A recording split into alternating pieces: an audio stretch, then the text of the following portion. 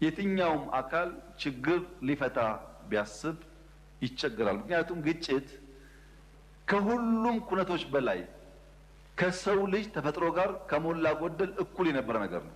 ሰው ተፈጠረ፣ ግጭት ጀመረ። ያው እንደምታውቁት በአቤልና በቃየል እንደጀመረው ማለት ነው።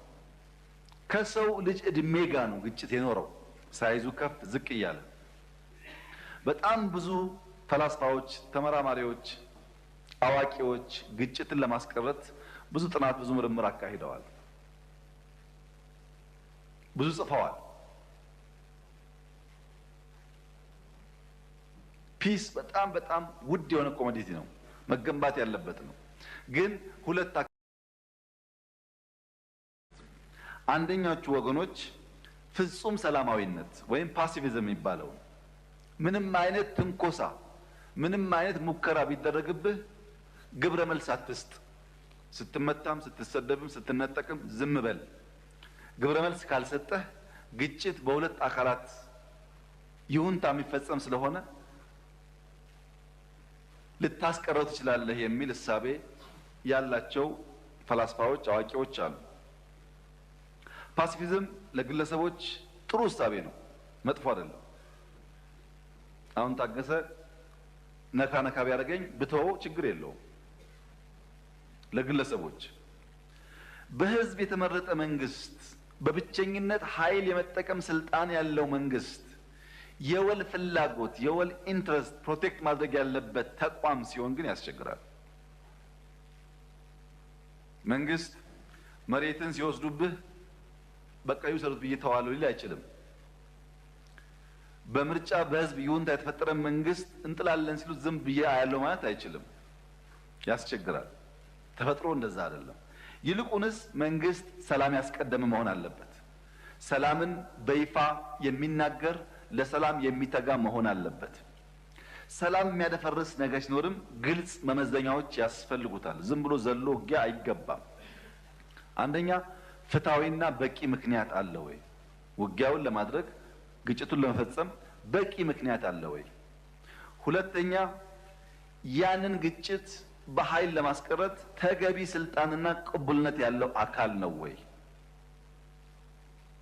ማንም ተነስቶ በኃይል ጉዳይ ልፍታ ቢል ተገቢ ስላልሆነ፣ በግጭት ያ ዓላማውን ያሳካል ወይ? ከመነሻው ሊያሳካ የፈለገውን ዓላማ ሊያሟላ ይችላል ወይ? አራተኛ ተመጣጣኝ ኃይል ይጠቀማል ወይ? ሌሎች የሚጨመሩ ፖይንቶች አሉ። እነዚህን የሚያሟላ በሚሆንበት ሰዓት መንግስት በብቸኝነት ኃይል የመጠቀም ስልጣን ያለው አካል ስለሆነ ለዘላቂ ሰላም ለጀስት ሊጋጭ ይችላል። የምንዋጋው ዘላቂ ሰላም ለማምጣት ነው የሚባለው ለዛ ነው።